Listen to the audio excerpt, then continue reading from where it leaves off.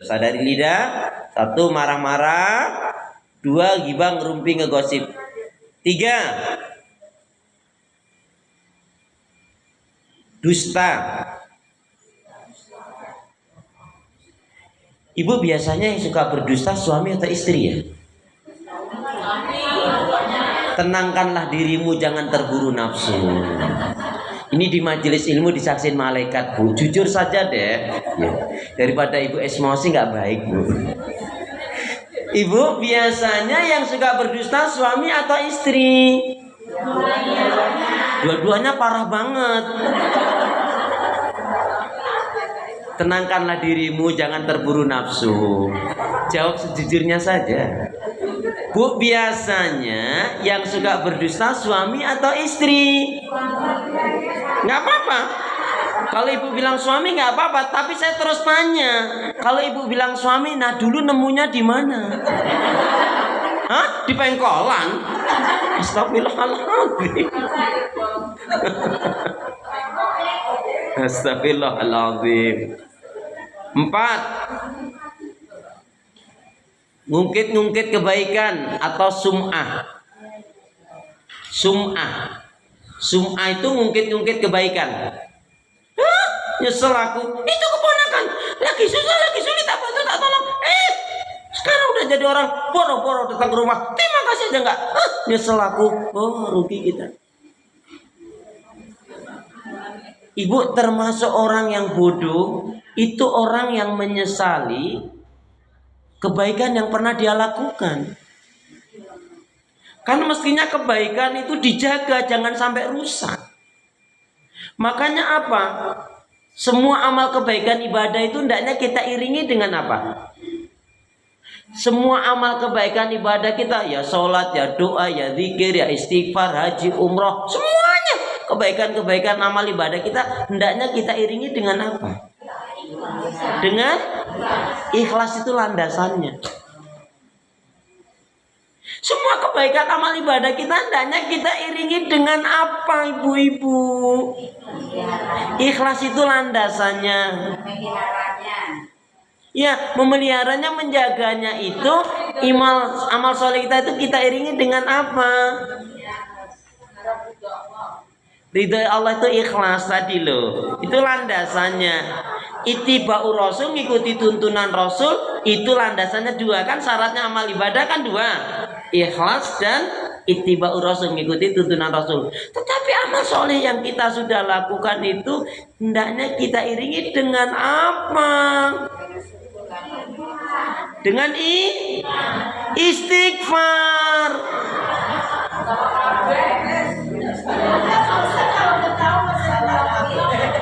Nih contoh Bu. Halo, perhatikan. Nih ketika sholat kan, bersolat nih. Assalamualaikum warahmatullah. Assalamualaikum warahmatullah. Kita ucapkan apa? Astagfirullah, astagfirullah, astagfirullah. Ibu tahu rahasianya apa? Rahasianya kenapa semua amal kebaikan ibadah itu hendaknya kita iringi dengan istighfar. Khawatirnya dalam waktu kita menjalankan ibadah itu ada riaknya, ada sombongnya, ada kelirunya. Kalau sholat ada nggak khusyuknya. Itu maksudnya. Maka iringilah amal kebaikan ibadah kita dengan istighfar. Istighfar itu perlu berdosa. Hah, tuh? Iya tuh? Ya. Yang keempat. Oh, kelima. Ya, Masya Allah. Ya, marah, ghibah, dusta. Nah, sum'ah, ngungkit-ngungkit kebaikan. Menghina, mencela, mengutuk, melaknat. Menghina, mencela, mengutuk, melaknat. Itu lidah semua itu, Bu. Melaknat, contoh kafir kamu, neraka kamu. Bu, itu haknya Allah loh, Bu, menentukan surga dan neraka itu. Bisa jadi ada orang hari ini jahat, sangat jahat sekali. Bu, nih, sebelum saya lanjutkan nih, ada hadis yang ngeri sekali. Gini. Ada seseorang, dalam riwayat itu, ada seseorang, entah laki entah perempuan, dia melakukan amalan-amalan ahli surga. Saking banyaknya kebaikan-kebaikan yang dia lakukan, semua orang mengatakan dia pasti surga karena dia baik banget.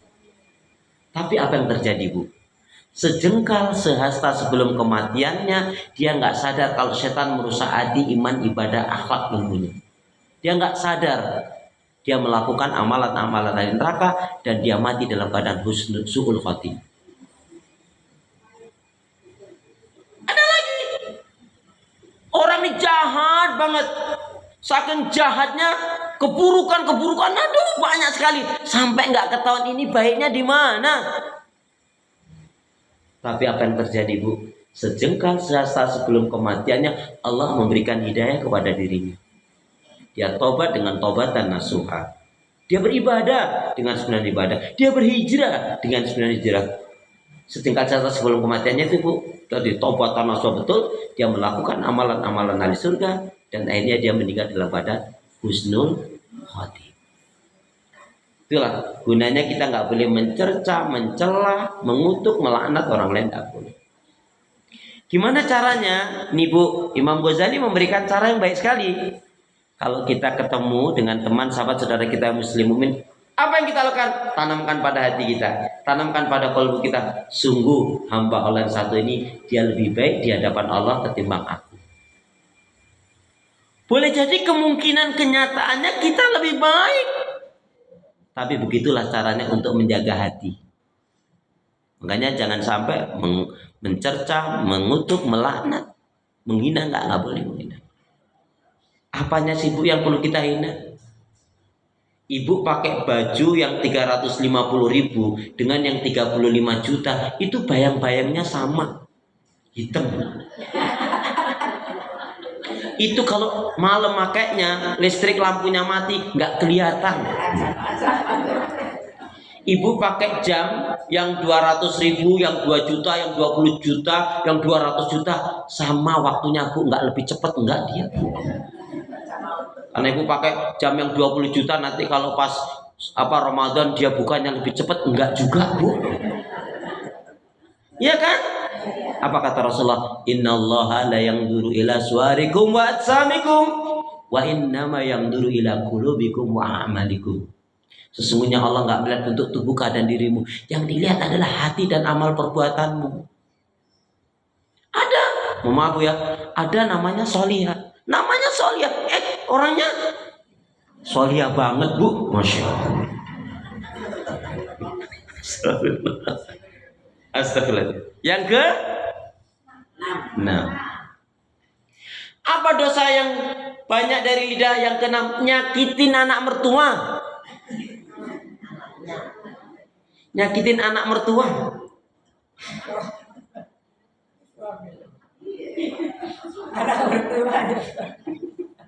Nyakitin anak mertua.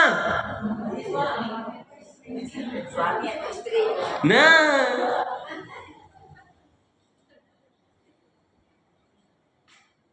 termasuk sebetulnya seorang istri itu Bu tidak boleh nyuruh suami, itu nggak boleh. Nah, tak tolong contohnya, Ma tolong ya, nanti kerannya dimatiin, sekalian diangkatin itu papotnya, sekalian dipindahin ya Pak. Ya. Bawa ke sana Pak, tolong Pak, cepet ya Pak. Itu nolong atau Astagfirullahaladzim. Yang paling parah kalau seorang istri mengatakan, Ma aku nyesel nikah sama kamu. Ya Allah Ma, kamu kok ngomongnya gitu? Iya, habisnya banyak susahnya daripada bahagianya. Nyesel aku nikah sama kamu. Astagfirullahaladzim. Kok kamu ngomong gitu? Kenyataannya. Tapi memang betul sih Ma. Betul Ma, yang kamu katakan itu memang betul. Terus, tapi aku yakin ya Ma, kamu kalau nikah dengan yang lain kayaknya hidupmu lebih parah deh katanya. Astagfirullahaladzim, ya Allah karim. Terus apa lagi? Dosa dari lidah, fitnah, adu domba, sumpah palsu. Itu 3, biar nggak banyak angka Bu. Ya, itu 7, 8, 9, 10. Fitnah, adu domba, sumpah palsu. Fitnah, adu domba, sumpah palsu. Selanjutnya, latah. Ya, latah. Latah itu mesti jelek.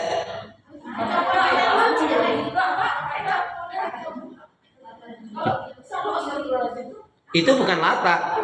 Itu refleksnya orang yang beriman mesti bilang astagfirullah, masya Allah, alhamdulillah. Iya. Kalau latah itu kan kepleset menabuh. Ada loh ibu-ibu, nenek-nenek udah tua Bangka Belitung lagi. Iya. Itu kepleset sampai nyebut auratnya, nyebut aurat orang. Ada kan ibu pernah dengan gitu? Omongannya kotor banget, jelek banget. Bukan lingkungannya, dianya ke bawah.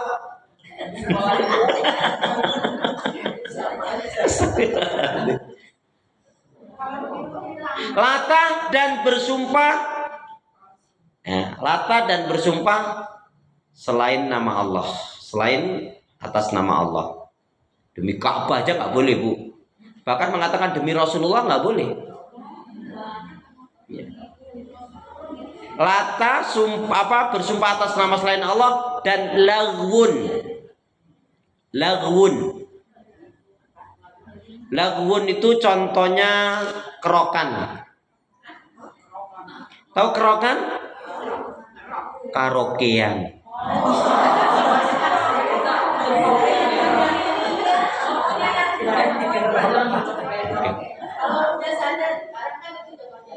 Ya makanya ini kan kita biar tahu.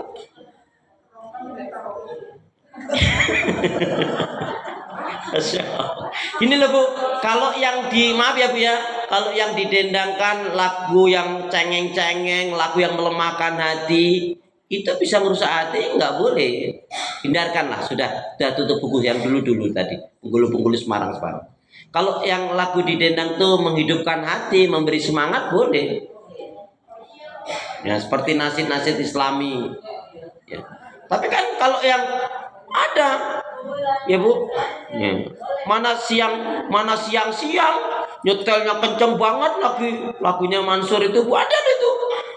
Rembulan bersinar lagi secerah gitu. Ada gitu. Kan di ya Bu, lagu-lagu kenangan memori itu kalau sekedar kita kedengeran, sekilas kita pernah hafal ya itu wajar saja. Tetapi jangan sampai kemudian kita meresapinya. Kan ada itu Bu.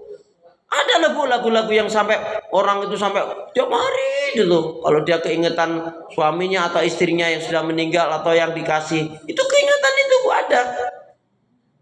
Sampai kemarin itu mungkin Bu lihat itu di TikTok atau di YouTube itu ya, di Mekah itu sampai sambil nyanyi-nyanyi berjoget-joget itu. Kan sampai naudzubillah min dzalik. Ada apa orang ini seperti itu? Ya, kan kebiasaannya nggak baik itu. Coba alangkah senangnya kalau kita lagi berzikir mati, lagi baca Quran, lagi istighfar meninggalkan nikmat. Coba lagi ngerumpi mati. Nauzubillah min dzalik. Bersumpah atas nama selain Allah nggak boleh. Demi Rasul aja nggak boleh. Loh, kok itu ada hadis? Itu ketika Rasulullah masih hidup meyakinkan, boleh. Tapi demi Ka'bah, demi Quran nggak boleh. Setelah Rasulullah wafat nggak ada lagi, hanya mutlak demi Allah. Ya nggak boleh. Demi Allah, demi Rasulullah nggak. Demi Allah saja. Demi Robnya Ka'bah boleh. Tapi kok dulu atas nama engkau ya Rasul, itu untuk meyakinkan sahabat itu bersumpahnya betul-betul disaksikan oleh Rasulullah maksudnya. Maka mutlak kita hanya bersumpah kepada Allah. Nggak boleh memberikan kepada yang lainnya. Demi apa? Demi saya siap disambut petir, kan ada sampai begitu, nggak boleh. Kalau dulu juga ada dendang-dendang yang sebetulnya nggak pantas. Padamu bulan, padamu bintang. Nggak usah kayak gitu Bu. Ada kan gitu Bu. Astagfirullahaladzim. Tadi lagun tuh ucapan yang sia-sia nggak manfaat. Ya, baik. Itu udah berapa itu Bu?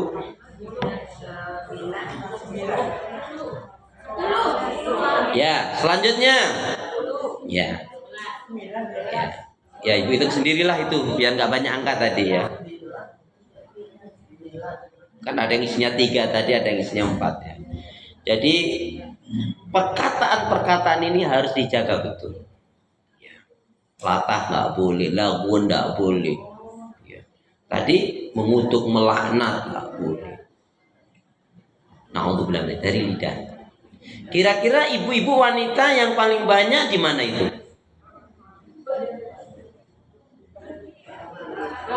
Marah atau dusta?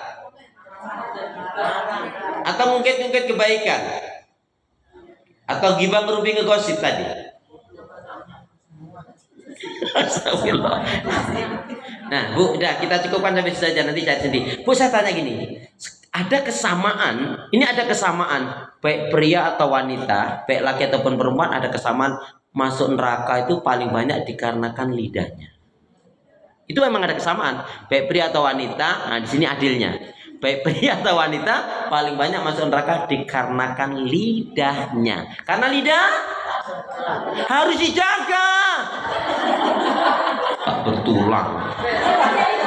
Karena lidah tak bertulang, bukan. Karena lidah harus dijaga.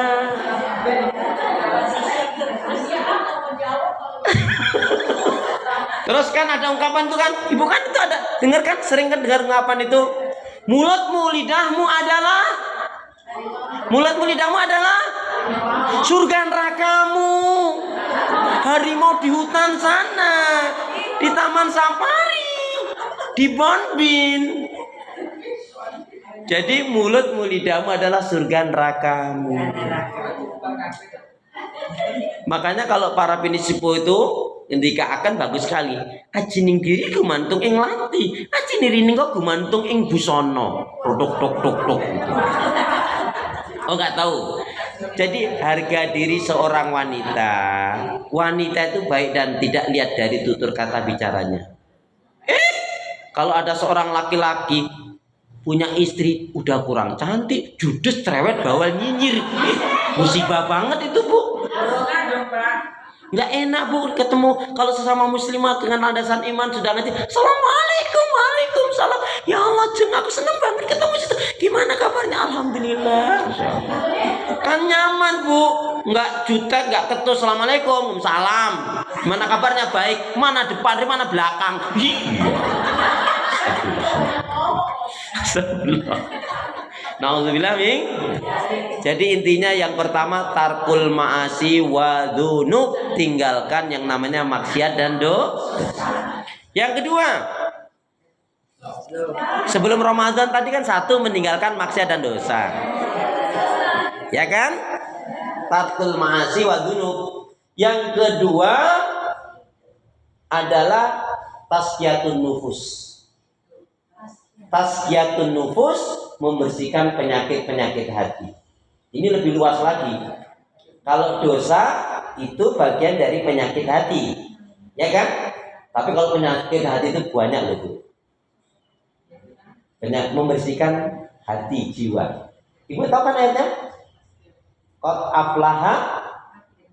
aflaha man zakkaha wa qad khaba man dassaha. Sungguh beruntung orang yang mensucikan jiwanya dan rugi orang yang mengotori. Ini sebelum Ramadan ini, Bu, bersihkan penyakit hati. Apa diantaranya? Al-kusulu fil ibadah, malas dalam ibadah. Ibu pernah malas? Tanggal berapa? Bu, saya tanya, biar nggak malas gimana caranya? Bu, ternyata gampang. Biar nggak malas itu semangat. Iya, biar semangat, jangan malas. Udah, itu aja. Iya. Jadi, Bu, kan lebih baik dipaksa masuk surga daripada dibiarkan masuk neraka. Itu penyakit hati yang paling ringan, itu malas ibadah. Jadi tadi biar nggak malas, semangat. Biar semangat, jangan malas. Terus penyakit hati yang harus kita bersihkan apa? Dusta. Dusta ini paling banyak rusak, Bu. Ini, Bu, ngeri nih dusta ini. Innahu la yastaqimul abdu imanan. Seseorang itu siapapun dia nggak akan bisa memiliki iman yang benar, nggak akan bisa memiliki hati yang baik dan bersih kalau dia masih suka berdusta.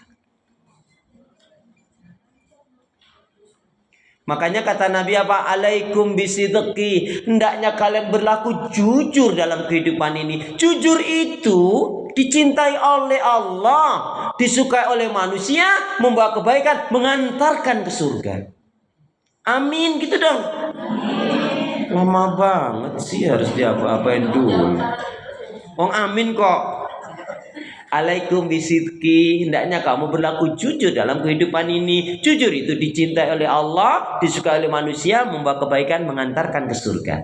Amin. Wa iyyakum, dan jauhilah oleh kalian akan dusta. Karena dusta itu apa? Dibenci oleh Allah, dijauhi oleh manusia, membawa keburukan, menyeret ke neraka. Hancurnya rumah tangga karena dusta. Rusaknya, putusnya persahabatan, persaudaraan karena dusta. Hilangnya pekerjaan, hilangnya kepercayaan, putusnya rezeki juga karena dusta. Terjadinya perceraian, perselingkuhan juga karena dusta. Maka setelah hari ini jangan ada dusta. Oh, jangan ada dusta. Mama minta uang, nggak ada. Dusta itu. Suami tanya baik-baik, mabuk, dek yang mau belanja masih gak habis. Padahal ada, itu dusta. Teman ibu, saudara ibu, tetangga ibu datang, assalamualaikum, waalaikumsalam. Jeng tolong dong dibantu, aku butuh duit ini, tolong dong pinjamin uangnya. Aduh maaf nggak ada, padahal ada, dusta.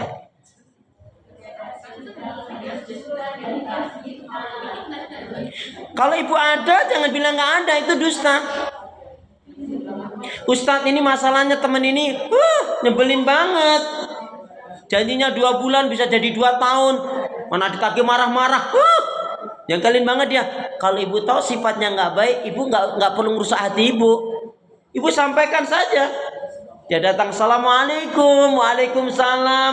Lah tumben datang. Ini pasti mau ngutang. Kok kamu ngomongnya gitu? Alah, aku tahu, aku hafal. Kamu kan kalau mau ngutang sobaikan gitu kan, Jeng. Maaf ya, Jeng. Jangankan aku nggak punya uang, aku punya uang banyak pun tidak akan kasih pinjam kamu. Kapok aku. Boleh nggak bilang begitu? Harus. Mungkin kata-kata ini ibu pandang kasar, menyakitkan. Kalau itu bisa menyadarkan, itu berpahala dan dibenarkan dalam Islam. Ya. Kan orang yang tersakit hatinya. Ibu dong, kan ibu udah tahu tadi. Andaikan ibu udah tahu nih kebiasaan memang sifatnya jengkel ini. Jadinya 2 bulan jadi 2 tahun. Ibu udah tahu nih, udah banyak ketipu teman-temannya. Kalau ibu bilang nggak ada, hati-hati ibu kena penyakit, kena musibah, kehilangan, malah susah sendiri, dosa lagi. Itu. Kemudian penyakit hati yang hendaknya kita buang sebelum Ramadan ini adalah al-bukhlu. Al-bukhlu itu kikir, bahil, pelit, medit, koret, kedengkut, sampili karya ngecek orang awal itu. Ondai mandelai. Yang ketiga penyakit hati yang harus kita buang adalah al-bukhlu. Kikir, bahil, pelit, medit, koret, kedengkut, sampili karyang. Apalagi kalau orang, Bu, siapa yang di bulan Ramadan dia kok masih suka berdusta, ini memang pendusta. Siapa yang di bulan Ramadan kok tidak tampak kedermawanan, kok malah yang tampak kikir pelitnya, ini memang ini orang ini bakhil. Makanya harus dibersihkan. Kemudian yang keempat, penyakit hati yang hendaknya kita bersihkan sebelum Ramadan ini adalah al-hasad. Hasad, iri, dengki, dendam. Gak ada lagi kita, Bu, percuma Bu, capek punya hasad, iri, dengki, dendam, mengingat keburukan orang lain tuh capek Bu, buang energi, ngerusak hati, datangin penyakit, mempercepat mati. Sekarang saya tanya sama ibu-ibu, apa yang ibu ketahui dari 113? Apa yang ibu-ibu ketahui dari 113? Apa yang ibu ketahui dari 113? Ibu, 113 itu adalah setelah 112. Sebelum 114. Yaitu maksudnya surat yang ke-113 surat Al-Falaq. Qul a'udzu birabbil falaq min syarri ma khalaq wa min syarri ghasikin idza waqab wa min syarri nafatsati fil 'uqad wa min syarri hasidin idza. Bu, enggak ada manfaatnya. Andaikan orang yang pernah menyakiti kita, jengkelin, nyusahin, fitnah, sudah lebih baik kita memaafkan, kita berpahala. Doakan yang baik-baik. Bu, ibu sering dengarkan gini istilah, udahlah jeng, ikhlasin aja, gitu kan? Ikhlasin aja itu meliputi 3. Maksudnya memaafkan, melupakan keburukan salah dosanya, dan mendoakan yang baik-baik. Masalahnya ibu bisa apa enggak? Udahlah jeng, ikhlasin aja. Kan sering gitu kan gitu. Maksudnya ikhlasin aja itu apa? Memaafkannya, melupakan keburukan kesalahan dosanya, dan mendoakan yang baik-baik. Saya tanya, kalau ibu punya teman, sahabat, tetangga, saudara nyakitin ibu, nyakitin banget, bisa nggak ibu maafkan? Bisa nggak ibu maafkan? Mau nggak ibu maafkan? Yakin ibu bisa maafkan? Saya nggak yakin ibu bisa maafkan. Dosanya besar banget sama ibu. Bisa memaafkan? Nggak yakin. Dosanya apa, Bu? Dia pernah ngejak selingkuh suami ibu. Wah, tuh. Kenapa ngepel tangan? Berat kan? Nah, tuh langsung. Apalagi sampai sudah nyakit ini sudah kelewat ya Bu ya. Sudah kelewat, berlebih-lebihan. Apalagi sampai mendarah daging dalam kalbunya ibu sampai mengatakan dengan luka yang kurasakan. Masya Allah. Berat banget tuh Bu. Tapi juga dipikir-pikir, andaikan orang yang menyakiti kita tuh masuk neraka, nggak ada untungnya di kita Bu. Makanya apa? Kalau kita mau memaafkan sangat besar sekali pahala yang Allah berikan. Allah kan pemaaf, Ghafurur Rahim. Maka tidak boleh mengatakan tiada maaf bagimu, enggak. Enggak boleh. Kemudian selanjutnya penyakit hati yang hendaknya kita bersihkan, terutama sebelum Ramadan ini apa? Ini hubbud dunia. Terlalu mencintai dunia. Enggak boleh, Bu. Bu, mohon maaf ya. Kalau kaitannya dunia itu harta. Harta itu kan terbagi menjadi 3. Milik Allah, milik kita, milik syaitan. Orang tuh Bu, yang ditumpuk-tumpuk macam apapun, kalau mati nggak ada yang dibawa loh Bu. Ibu pernah ngelihat kan teman, sahabat, saudara, tetangga atau saudara yang meninggal, itu kain kafannya Bu. Bu, itu kain kafannya nggak ada kantongnya loh. Lagian kalau ada mau ngantongin apa? Semua yang ditumpuk-tumpuk, semua yang dipunyai itu nggak ada yang dibawa. Bahkan Bu, tuh kaos kaki bolong aja nggak dibawa Bu. Orang mati yang menyertai 3, hartanya, keluarganya, dan amal ibadahnya. Harta dan keluarga kembali. Akhirnya hanya amal ibadah Bu. Makanya orang yang hubud dunia, terlalu mencintai dunia, pasti dia lupa kalau dirinya akan mati. Kullu nafsin dha'iqatul, setiap yang berjiwa pasti akan mati. Siap nggak siap, mau nggak mau pasti akan mati. Orang kaya, orang miskin, pejabat, rakyat, murid, udah sampai situ aja. Ibu kenapa kok pas bilang guru pakai nunjuk-nunjuk saya, kenapa? Bu, mati semua Bu. Bahkan nih Bu, tuh malaikat pencabut nyawa ya, malaikat yang kerjanya nyabutin nyawa orang, itu pun akan dimatikan oleh Allah, cuman yang terakhir. Jadi semua itu nanti setelah mati, malaikat pencabut nyawa dimatikan oleh Allah. Sehingga yang hidup hanya Allah saja. Allah jangankan mati, ngantuk aja enggak. Kan Allahu la ilaha illa huwal hayyul qayyum la ta'khudhuhu sinatu wa la naum. Lahu ma fis samawati wa ma fil ardh. Wa man dzalladzi yashfa'u indahu illa bi'idzni ya'lamu ma baina aydihim wa ma khalfahum wa la yuhituna bi syai'in min ilmihi illa bima syaa wasi'a kursiyyuhu samawati wal ardh wa huwal aliyul azim. Makanya karena kita ini juga sadar akan mati, maka jangan sampai dunia ini memperbudak kita. Makanya yang kemarin-kemarin punya sifat kecintaan kepada dia berudah dah istighfar Bu. Gak ada yang dibawa itu nanti. Mohon maaf ya Bu ya. Untuk apa berbangga-bangga dengan yang berlebihan itu? Orang mati yang gak dibawa Bu. Saya yakin Ibu pakai sendal yang harganya 5 juta mesti gak khusyuk ngajinya.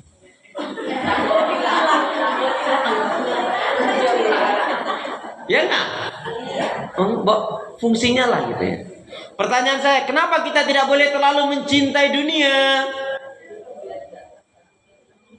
Kenapa kita tidak boleh terlalu mencintai dunia? Karena duniaka tumhe. Jadi kita tidak boleh terlalu mencintai dunia karena duniaka tumhe. Dunia itu memang indah, tapi ingat dia bisa menghancurkan dirimu. Lain halnya, kalau dunia itu sebatas genggaman tangan kita akan gunakan untuk kebaikan ibadah dan amal. Yang selanjutnya penyakit hati yang kita harus buang betul nih sebelum Ramadan ini terutama al-kibr. Somse. Sombong.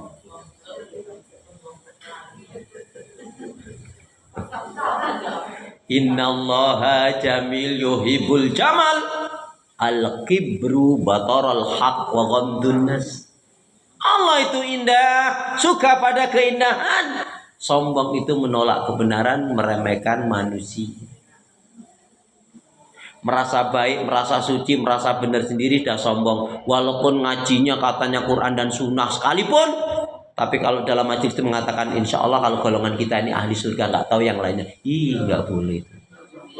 Karena ada yang kayak gitu kan Bu, ngapain ngaji di sana? Itu ngajinya nggak syar'i. Kalau ngaji di tempat dianya sendiri baru benar sendiri. Apa ini? Jangan pernah undang ustadz yang suka mencela yang lain. Karena majelis ilmu itu, majelis ilmu ada yang disukai oleh syaitan. Salah satu majelis ilmu yang membanggakan merasa benar sendiri, merasa paling sunnah, merasa paling syar'i. Gak boleh. Tanamkan pada diri kita. Tadi, sungguh hamba Allah ini teman sahabat saudara ini lebih baik di hadapan Allah ketimbang saya. Walaupun mungkin kenyataannya kita lebih baik daripada orang itu. Apa sih yang perlu disombongkan? Wong dulu kita lahir juga tanpa selai benang. Kita nanti mati juga ya. Gak ada yang kita bawa Bu. Sama Bu. Saya sudah ke pemakaman yang di Kerawang itu, yang Al-Azhar Memory Garden itu Bu. Itu kan waktu itu kalau nggak salah satu lubang masih 40 juta, sekarang nggak tahu udah berapa. Saya waktu itu udah berapa tahun yang lalu. Saya lihat itu memang rapi kuburannya itu. Saya lihat yang 40 juta, sekarang mungkin udah 100 kali itu. Saya lihat itu, ya Allah Bu, dalamnya sama aja, nggak ada apa-apa, kulkasnya nggak ada, mesin lampunya juga nggak ada Bu. Nah, Bu, kita itu bawalah dengan amal yang terbaik. Itu yang paling penting. Ya, jadi jangan sampai jangan sombong. Merasa hebat, merasa baik, merasa benar sendiri, itu malah merusak hati. Kemudian number 7, ittibaul hawa. Mengikuti hawa nafsu. Jadi saya ulangi, sebelum Ramadan yang pertama adalah tarkul ma'asi wa dunub. Meninggalkan maksiat dan dosa. Kemudian yang kedua adalah tazkiyatun nufus, membersihkan penyakit-penyakit hati atau membersihkan jiwa, qalbu. Yang ketiga Nah, yang ketiga Bu, sebelum Ramadan ini yaitu pastikan kita sudah taubatan nasuha. Bertobat dengan sebenar-benar tobat dari kesalahan kekilapan yang kita lakukan. Jadi jangan nunggu Ramadan. Ya, sebelum Ramadan ini tobat kita betul-betul tobat menghentikan semua yang buruk-buruk dan berusaha untuk melakukan yang terbaik. Kemudian satu lagi Bu, nah sebelum Ramadan ini irtiqaul ibadah. Ya, dimulai meningkatkan ibadah. Ibadahnya sudah mulai ditingkatkan. Ya, contohnya tahajudnya sudah terjaga, duhanya, rawatibnya, baca Qur'annya, tiada hari tanpa baca Al-Quran. Ini baru istilahnya, kalau istilah latihan aja ini. Tapi sudah mulai nih.